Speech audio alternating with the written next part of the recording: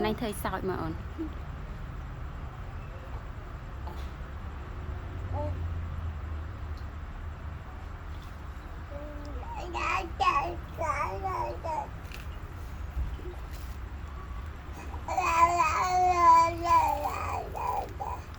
Sao chứ con khởi camera lên sao từ đó còn mà anh thấy sao rồi hai rồi